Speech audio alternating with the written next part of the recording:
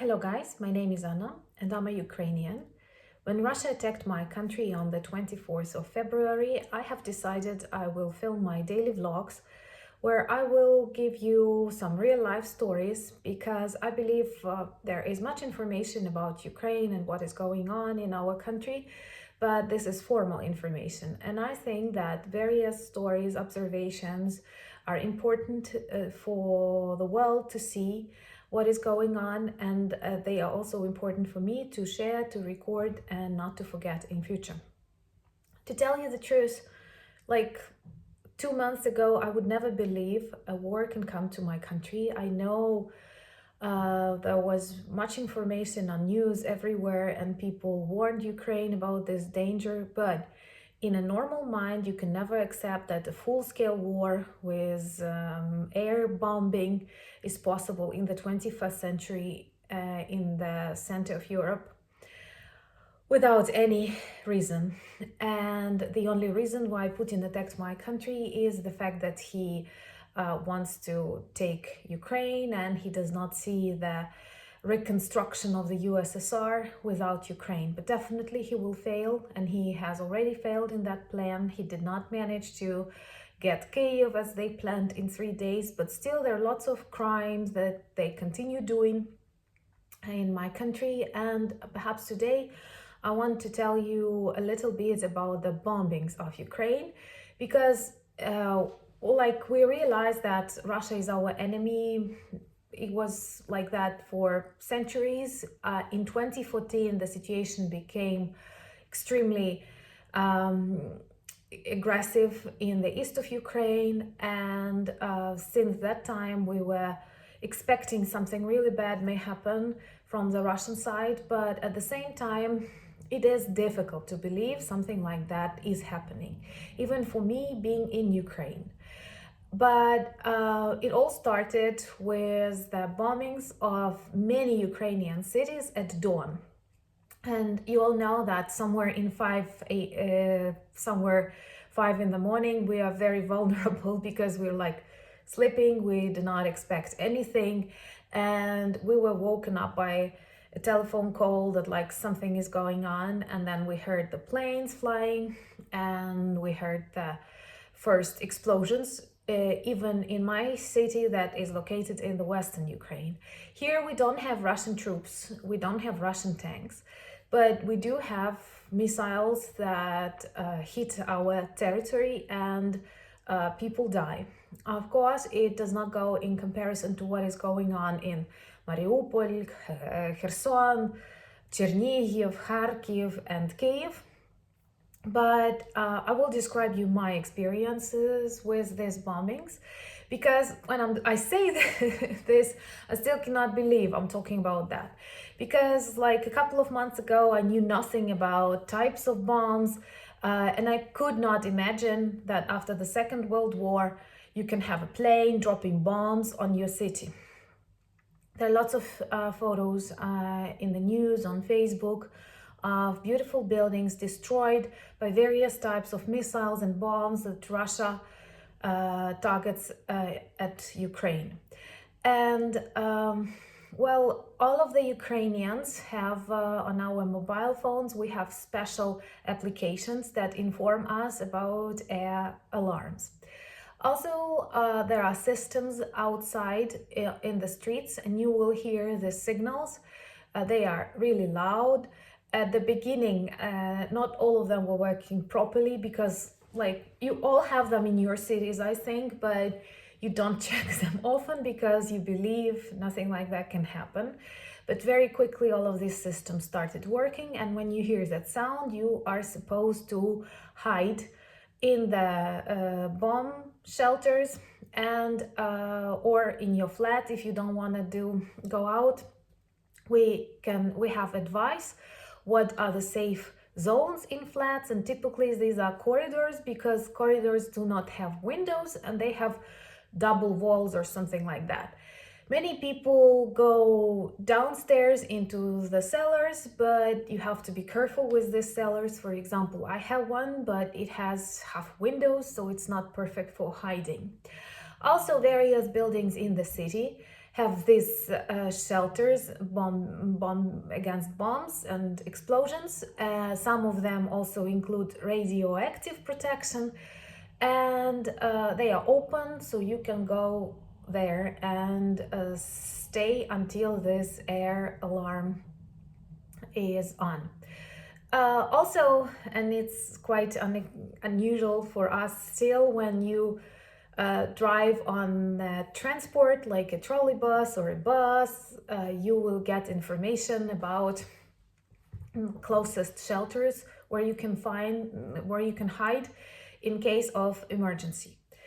I can tell you that like the majority of people follow the rules, some people ignore, and it is always personal.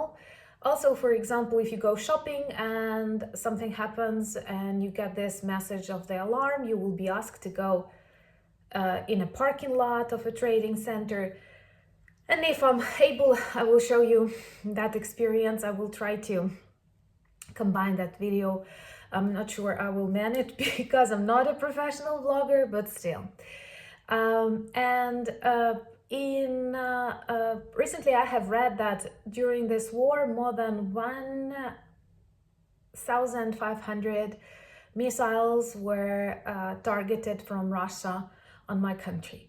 On the 26th of March, they set a record and they have targeted 70 missiles simultaneously.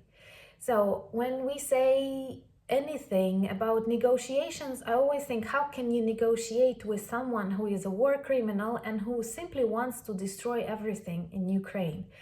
Luckily, out of that 70 missiles, only 8 reached Ukrainian ground because we learn how to protect ourselves, but this is not very nice. Also, I remember one night when the airport in my town was bombed, the alarm system did not work because that missile was targeted at our region from the Black Sea, from Crimea or somewhere else. And somehow our systems of air defense did not catch it because it was flying pretty low. But I don't know how did it happen, because usually I sleep pretty well and sometimes I don't hear alarms. But I heard that sound of that missile flying, and it was a very ugly sound, and something like a mixture of a big car or tractor riding above your head. And I could hear it for 2 or 3 seconds and I still remember it. And later I have heard, in a couple of seconds, I've heard an explosion and I realized that, well, it was not a car, it was just a missile. And later we have learned that 4 people died as a result of that explosion. And I felt really bad because like I have this creative mind and you think that you have heard somebody's death flying. And then you become very reactive to the sound of plane flying or a car. When you hear a car outside, you just like start listening, maybe it's not a car. And it's in the west of Ukraine where everything in comparison is semi-safe. But I have read the stories of people from Kharkiv, for example. They say that within 2 weeks they can differentiate the types of rock missiles, the types of bombs by the sound they hear. And they also know from what direction of the city they hear that bomb or missile is flying. And they know how to react because like different rules for different bombs.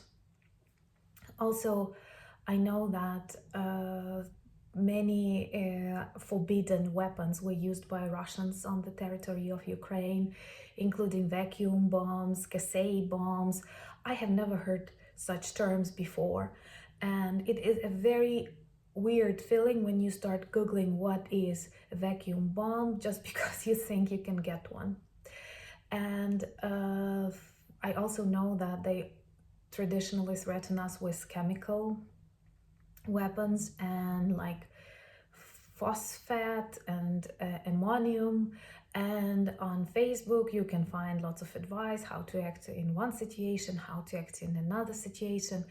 And once again, I cannot imagine you can negotiate with someone who uses all of that on your independent, beautiful country just because they don't want your independence, they don't want you to be Ukraine.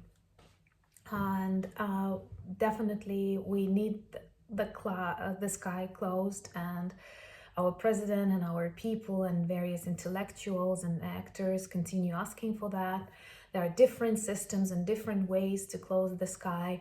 Somehow I think maybe some things we already have, but at the same time it is something unbelievable when you realize that sky is the zone of danger. Like in your everyday normal life, you look up in the sky, you see birds, you see stars, you see planes, and you observe different colors, and in Ukraine can be totally different. And also I'm always terrified at the pictures of various missiles that did not explode, and they are somewhere in people's kitchens, and people make pictures of that, like they had eggs boiling, they had, I don't know, orange juice in their glasses, and a huge missile somewhere next to their sink. I think all of these records must be seen by the world, because as a student at school, I was sure that like the Second World War was the greatest tragedy and nothing like that will ever happen. But now we go through this experience, and it is unbelievable how quickly people adapt. And another rule that I have one friend who shares her experience, and one of the advice is to hide in the bathroom in a bathtub. And she lives with cats, and she typically takes these cats with her, and she says that after months of such alarms, when the cats hear the sound, they go into a bathtub. And she says, what shall I do after we win? They will continue going into that bathtub. But I think nothing like that must happen in the modern world, and I am sure that we cannot forgive Putin and his regime for doing these things to our country. And also I see that I'm very happy that people from different countries follow and subscribe. That gives me motivation, and that I translate many of your advice and to my friends, to various volunteers, and there are useful things that you share, starting from quotes and some cheer ups, and that is very important for us. But be careful of Putin and his regime, because in my country he attacks us directly, but he also attacks different countries indirectly, provoking conflicts, provoking misunderstandings in those places where you would not get them if he didn't. Just like, in films there are bad people who spoil family life or something like that, and that what his trolls do to the normal world. Just because they cannot live normal lives, they try not to let others. But we will win. I'm very grateful for your subscriptions. I'm grateful for your questions, and Slava Ukraini!